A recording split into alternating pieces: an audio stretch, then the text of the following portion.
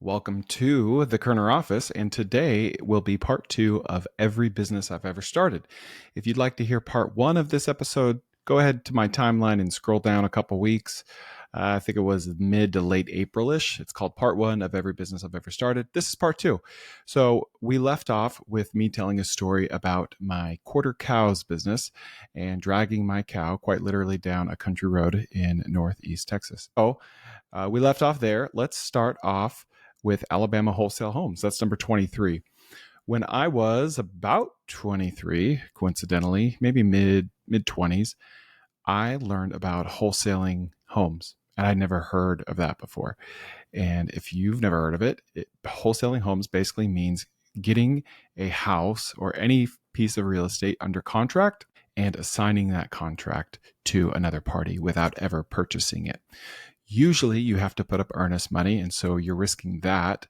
But typically you can structure these deals where you find them off market, you put up $1,000 of earnest money, and you find someone to actually buy the property, and you make a spread. So you lock up a house under contract for $100,000. You know it's worth 170. You assign it to someone for 135. There's things that I do and don't like about this business. I really don't like how shady it usually is. I would think most wholesalers are shady because it's just an inherently shady process. You're incentivized to not disclose to either the buyers or the sellers that you're wholesaling the property. And so that means you have to lie and make it seem like you own the property.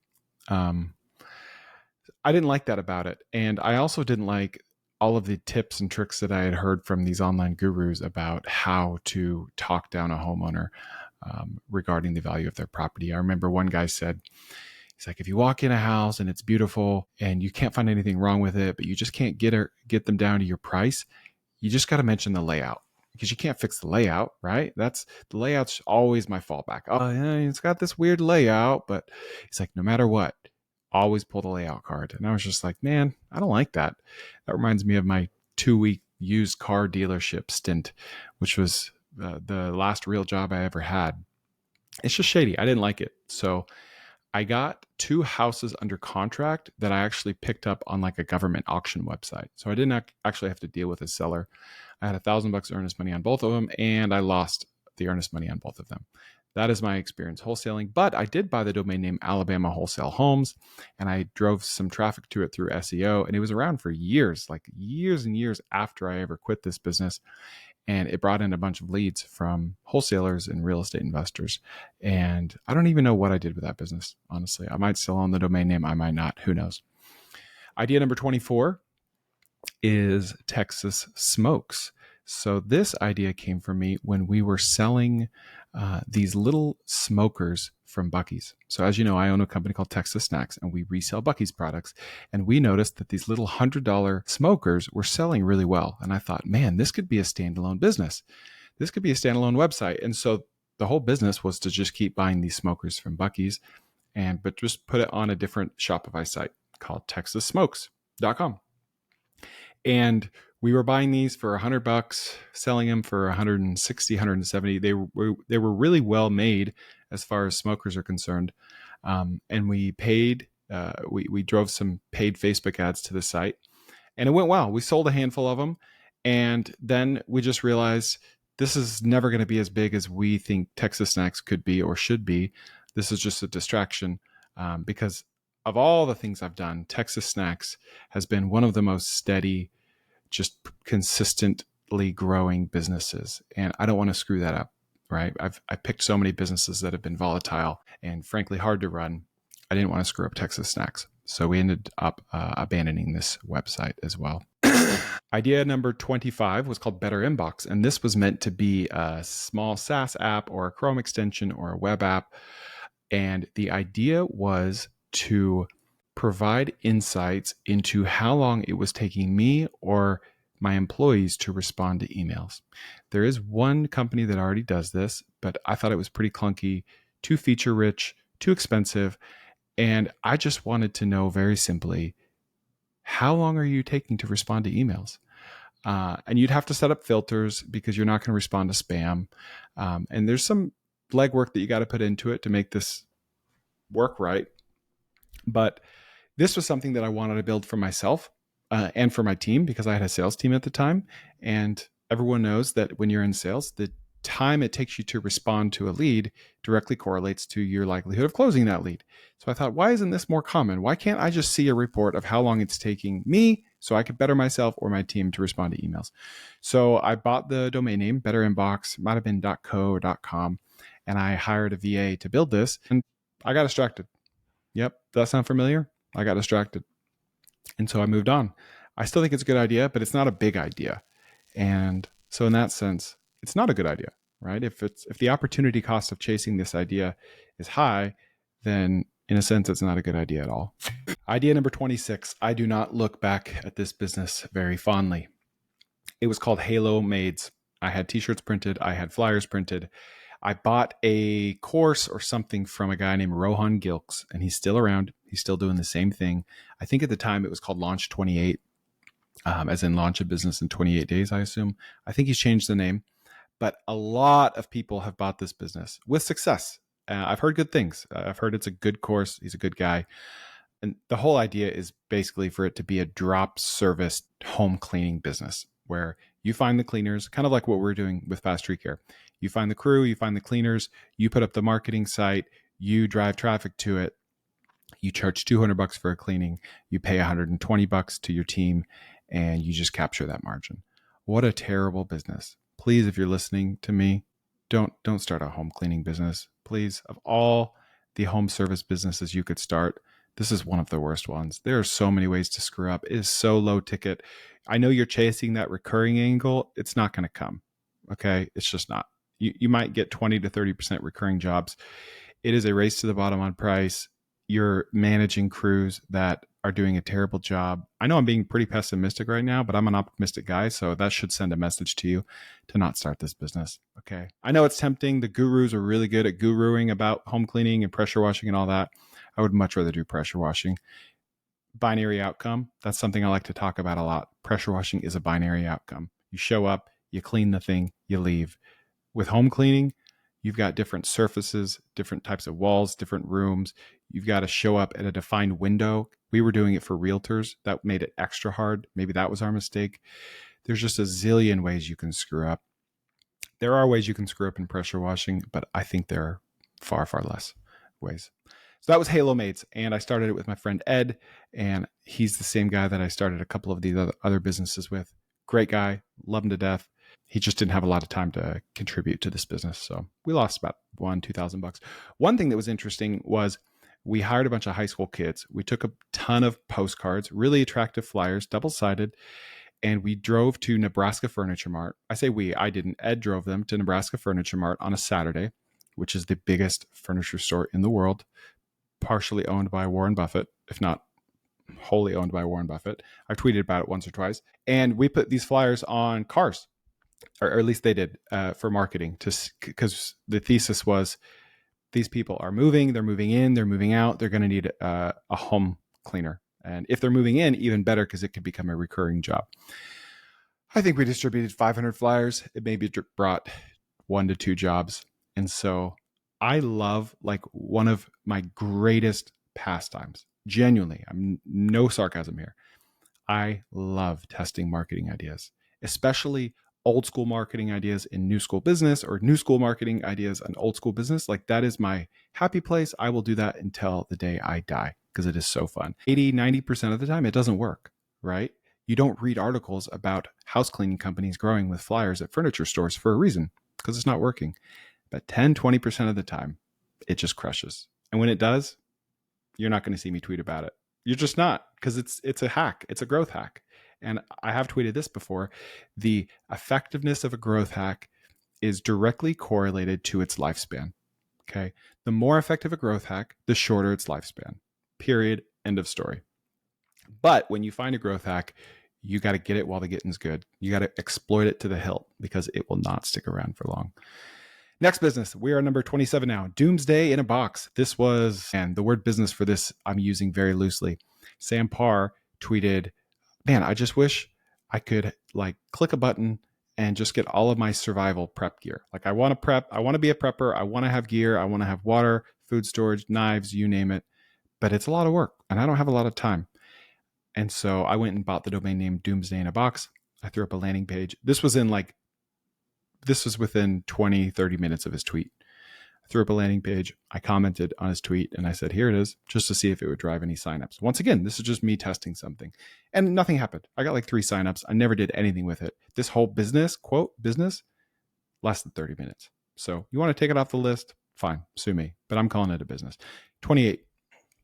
Oven Love Bake Shop.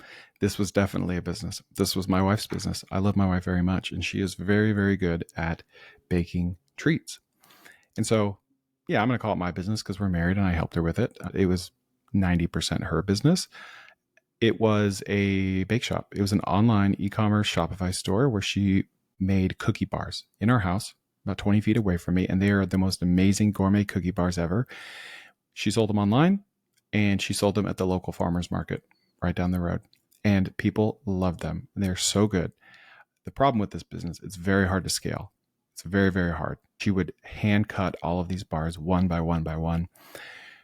The cost is like 50, 60 cents per bar. She sold them for $3 to $4, which seems good, but the time it takes, and you individually wrap them, and then you individually put stickers on them, drive to the farmer's market, drive to the post office. It was a ton. She did it. She started during or shortly after COVID. She built a huge fan base, made a little money, lasted years. At one point, we even put a mini fridge on our front porch, and friends would just come Venmo us and buy them. If nothing else, it's a way for us to teach our kids entrepreneurship because they would help in the kitchen. They would help at the farmer's market, especially my daughter. We've got great fond memories. No regrets from that business whatsoever. It's just not the best and highest use of our time. So that was Oven Love Bake Shop. And there is something to that idea because I think there's a chain of not cookie shops, but cookie bar shops. It's called Bars or something hipsterish. Of course, it started in Utah growing. So there's something to that, like cookies with a twist. Number 29 was Chunky Mailers. Chunky Mailers is an idea that I have had for years. And this idea started with a thesis of mine. Back to marketing ideas, right? Okay, direct mail works, clearly. That's why we all get junk mail every day. But what if we had direct mail that had just something inside of it? A lump, a penny, a toothpick, something, some sort of a widget inside of it where you're like, what is this? It makes you want to open it because most people never open their direct mail, rendering it ineffective. So I thought, Chunky Mailers, this could be really interesting. I could order a ton of cheap widgets from China at a penny a piece. We could take a postcard or a flyer, stuff it in an envelope with the widget. It could cost 40, 50 cents to ship. You've got to get bulk mail through the postal service. This could work, and it could be a great business because it's high ticket. Most people are going to order thousands of these things, and if they work, which they should, they got to be better than direct mail, right? And they don't cost much more, so what's the downside? If they work, then they'll send these suckers every month. And so this is something that I just kept in the back of my mind. And then in 2019, I started to launch it. And I even got a couple customers, dentists. I love marketing to dentists. But that's right around the time when a partner approached me about starting to invest in mobile home parks. And that was a bigger opportunity. And looking back, it was a bigger opportunity. I'm glad I pivoted. So I pivoted away from it. I still have the domain chunkymailers.com. And then a year or two later, I tweeted about this idea in a thread. And a guy named Christian Ruff, maybe you've seen him on Twitter, RUF, he saw my tweet. He DM'd me. He's like, I love this idea. I've got time. I can hustle. I'm going to start this. And we're going to call it Jumbo Mail Marketing. And he did. And I got my partner Kirk involved, my partner at Texas Snacks. He was kind of the operator because we had a third-party logistics company and someone's got to stuff and ship these mailers. Christian was operating out of South Carolina, I believe. Kirk did most of the work. Christian did all the sales calls and the marketing, which was a lot of work. And I did very little. I just kind of connected the parties. And we got some customers. We got some case studies. And then we ended up selling it for a little bit of money to a couple other young hustlers that are running it today. And frankly, I don't know how well it's doing. I don't even know if I own any of this business. Maybe 1%, maybe 10. I don't know. Maybe Kirk does. I have not even thought of that business in a long time. Chunky Mailers. Number 30, Crave. All right. I want you to flash back to 2016, 2017. Facebook. What was going viral on Facebook? It was food videos, specifically You put a DSLR camera above like a pot and you make a salad or a stir fry or something, and you speed it up like a time lapse and it's 60 seconds or less. There's a company called Tasty doing this. I think they're still doing it. Surely you saw them. 2016, 2017. Basically, Tasty would put out a video of anything. They could make pancakes, bowl of cereal, cake, anything, and it would get tens or hundreds of millions of views.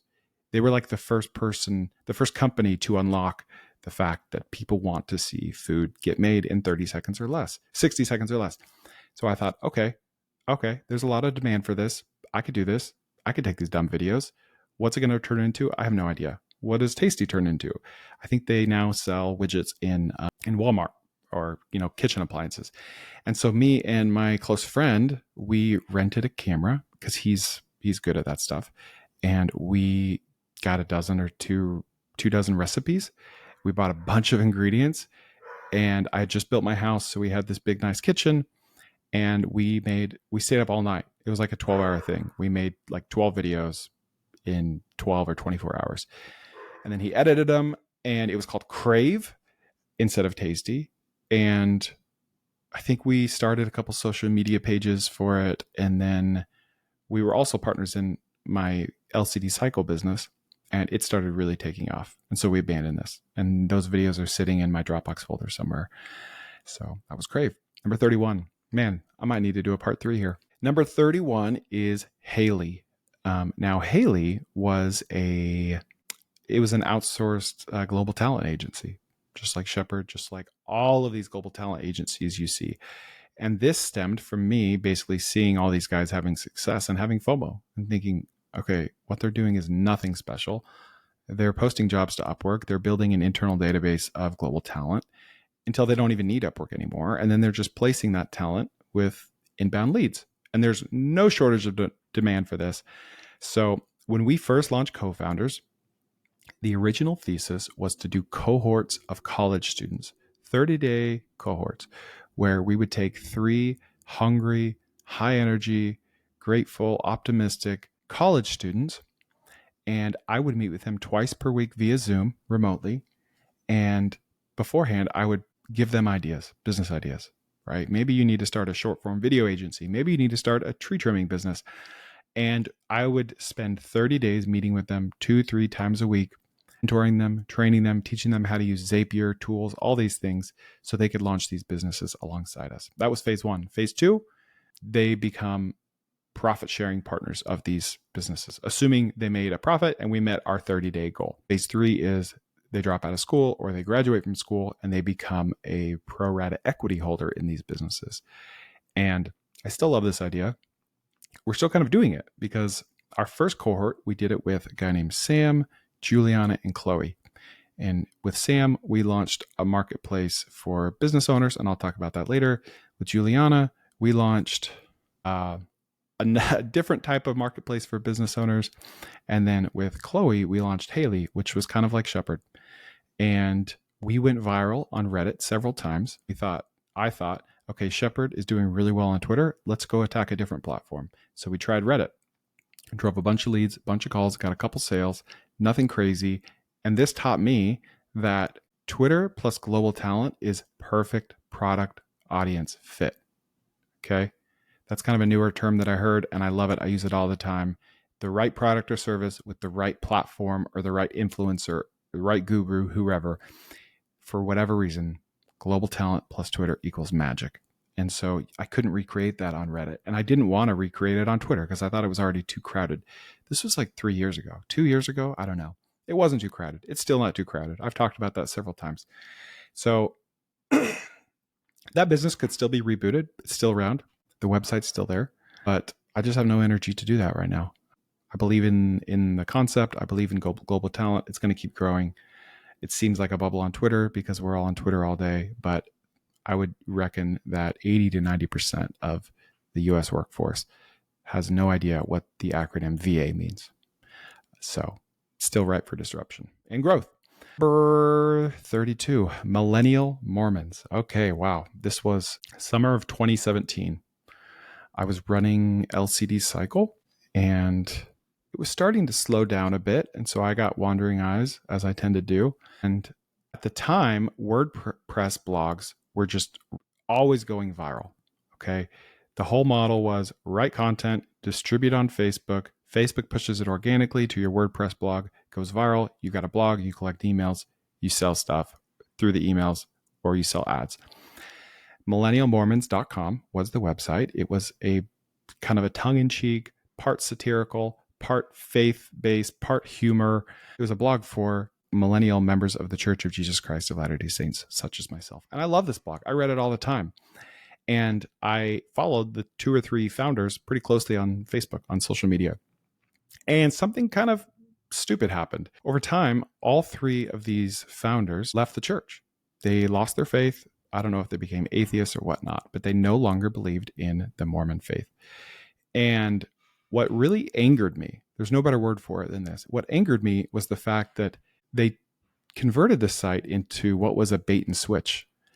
They started writing content that was critical or antagonistic of the church that they were purporting to support. And so I thought that the right thing to do here would be shut down the site, put up a pop-up that's like, we no longer believe, we're shutting the site down or we're selling it. But no, they just started distributing content to believing members that was engineered to pull them away from their faith.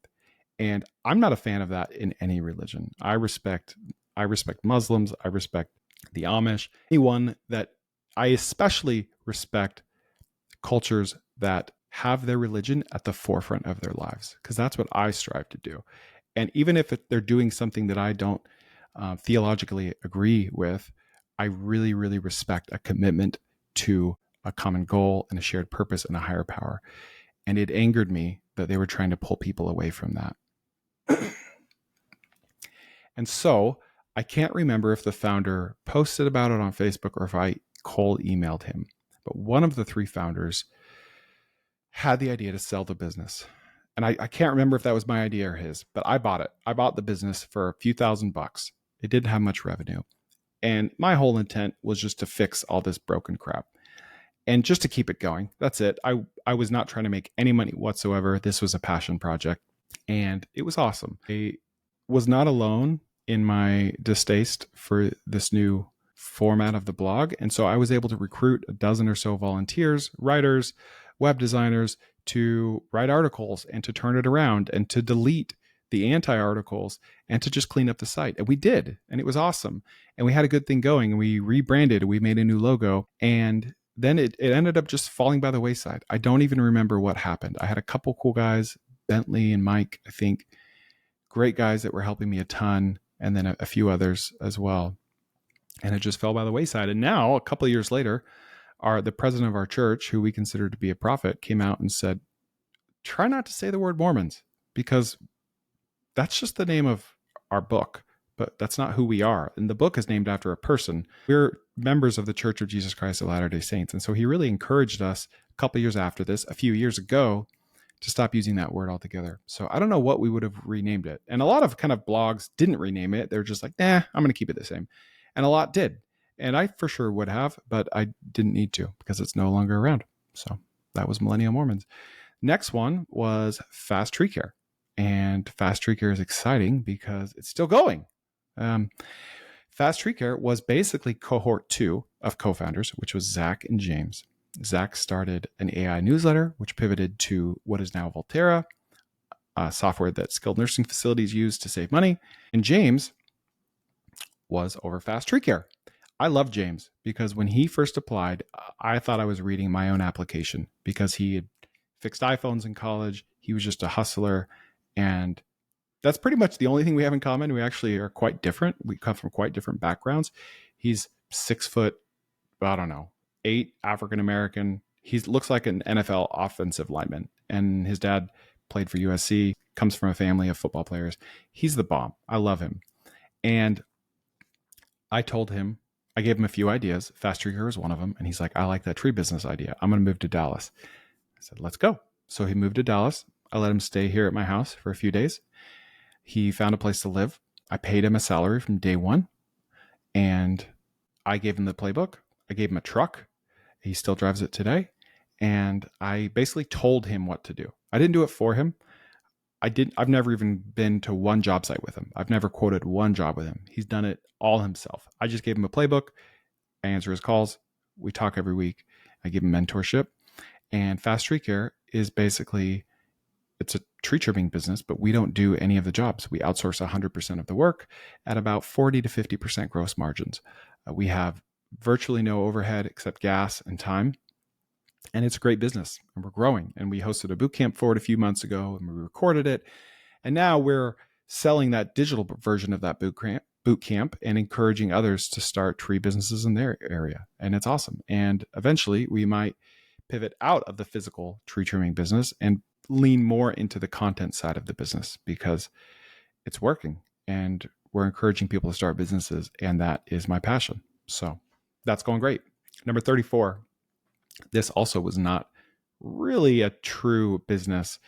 It was more of a blog. This was 2009 or 2010. I was a college student. We had a good group of young married college friends at the time. And meme pages were, I think it was like College Humor, People of Walmart. I don't know if you remember that site, peopleofwalmart.com. That was really popular at the time.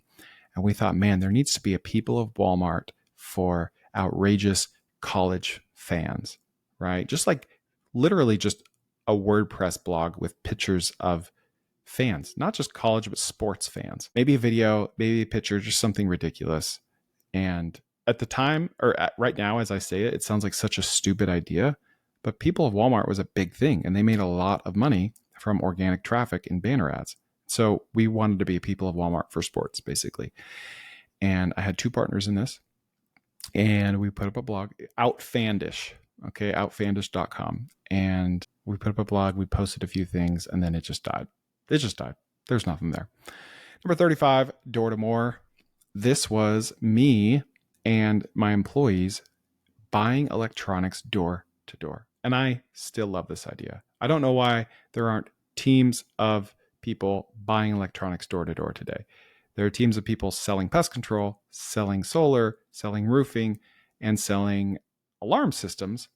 Why not buying electronics?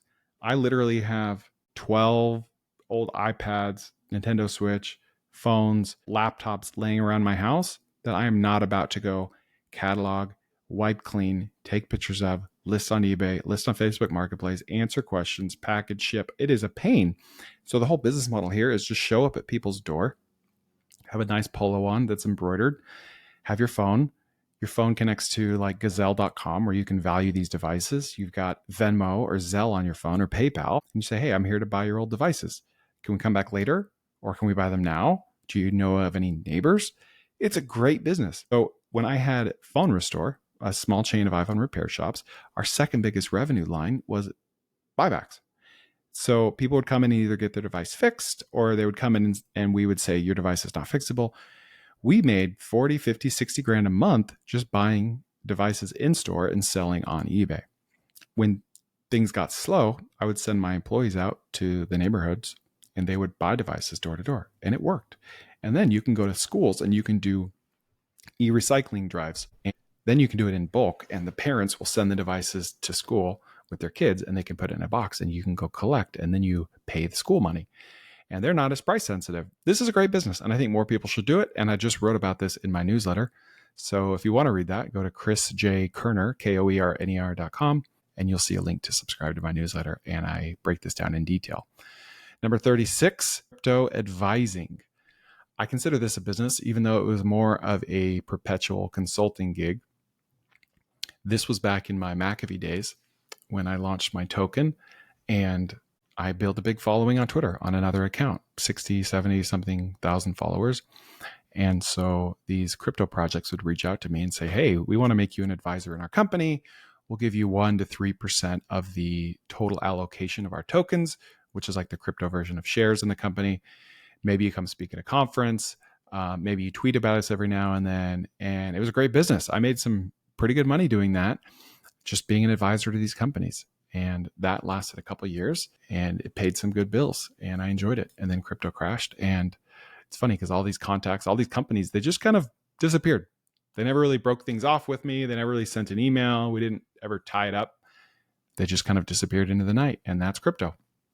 Number 37, my notes simply say Stripe with Anurag, because I'm not even pronouncing that right, most likely, but I met this guy on Facebook or somewhere on the internet who lived in India, who had an e-commerce business. It was a Shopify store that he was driving ads to that was doing really well. And he was selling the dumbest crap, just dumb kitchen gadgets, dumb stuff.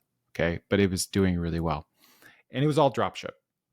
And so here you have a guy in India drop shipping stuff from China to the US with Facebook ads. I don't even know what to say about that. Anyway, he had a problem because Stripe did not want to operate in India. And maybe they still don't. I don't know. At least they didn't at the time. This was 2018, 2019 or so. And so he said, hey, can I use your Stripe account? And I'll give you a cut of all my sales if I can use your Stripe account. And I said, sure, let's do it. And so he gave me 10% of everything that came through that Stripe account. And it was a good bit of money, just 10% off the top. And I did nothing. I did literally nothing. And it worked out great. And then I don't know if the Facebook ad algorithm changed, but this ended up shutting down and it went away. But I'm still friends with that guy and he's a cool guy. All right, next, 2 businesses. I'm counting these as 2. It's really just one. And I'm almost out of time here. Let's see, how much time do I have? Yeah, I'm out of time. Anyway, these will be the last 2, and then I'm going to have to do a part 3 and maybe even a part 4 because we're only to number 38. These last 2 businesses were $10 and $20 unlocks.com. $10 unlocks.com and $20 unlocks.com. They were the same business. It's pretty clever, pretty automated. I used a software called Cubix, Cubix, that would go scan Craigslist for newly listed iPhones for sale, and it would filter the ones that were locked to a carrier. Nowadays, this isn't really a thing, but back 2013, it was about 2013, you had phones that were either locked to AT&T or Verizon or Sprint or T-Mobile, and then you had phones that were unlocked that could be used with any carrier worldwide. And unlocked phones are worth more because they're more compatible with things. And it only costs $3 to $5 to unlock a phone. There were eBay sellers doing it. There's a bunch of places online you could find it. It was just asymmetric information. Most people didn't realize that their phone was unlockable. And so I would auto email people that had just then listed an iPhone for sale. And I would search the listing for either the word Sprint, T-Mobile, Verizon, or AT&T. And that told me that it was locked. And I would say, hey, your phone's worth approximately $50 more. If it were unlocked, why don't you unlock it before you sell it? You can do it at $10unlock.com, or you can do it at $20unlock.com, because I was just A/B testing it and I wanted to see if they were price sensitive, and they really weren't. $20unlock.com got maybe 20% less business, but made 100% more money. So they would go to the website, they would check out, they would submit their IMEI number that would go directly to this contact on eBay. He would unlock the phone, an automated email would go back to them that would say, hey, restart your phone, it's unlocked. And so with virtually no interaction on my part, I was making some good money. But that just ended that. It was a growth hack, right? Just like I said in the beginning of this episode, and it went away. I don't remember why it went away, if that software stopped working or there was too much competition, but it eventually went away. But I love that little business and I wish I had it today. Anyway, that concludes part 2 of every business I've ever started. We will do a part 3 and maybe even a part 4, depending on how these last 30 or so businesses go. But thank you for listening. Please subscribe. If you know someone that is an entrepreneur or a wantrepreneur, please send it to them, because I don't have ads. I would just love more people listening to this so I could spread the entrepreneurship gospel far and wide. Have a great day. I'll see you next time.